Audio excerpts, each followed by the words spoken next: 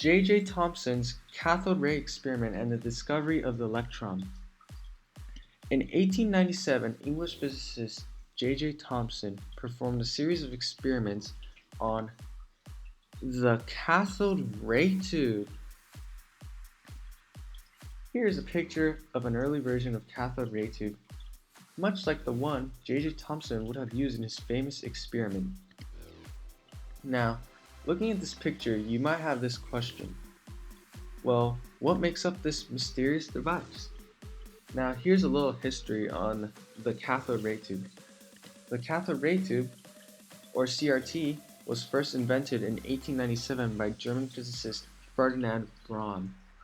It consists of a few different parts: a fluorescent screen, deflection plates, an anode, and a cathode.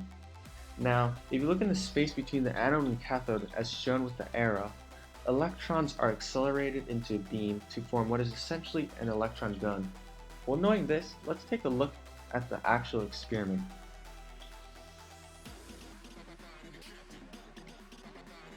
Well, what happens in a cathode ray tube is electricity passes through a hole in the anode and electrons hit the fluorescent coating at the end, which gives an indication for where the electrons are hitting because it lights up.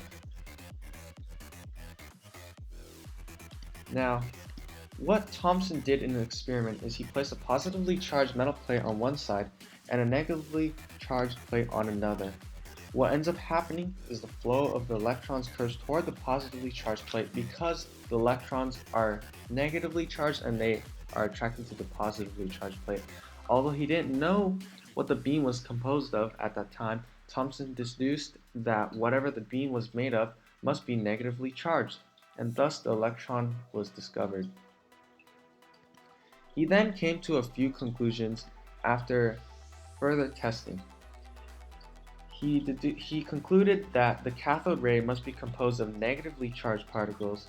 The mystery particles must be part of an atom, as each particle's mass was only 1/2000th of the mass of a hydrogen atom. And lastly, he concluded that the particles could be found in atoms of all elements. The discovery of the electron disproved a part of Dalton's atomic theory that said atoms were indivisible. With this, Thomson came up with a plum pudding model of the atom. Thanks for watching. I hope you learned something.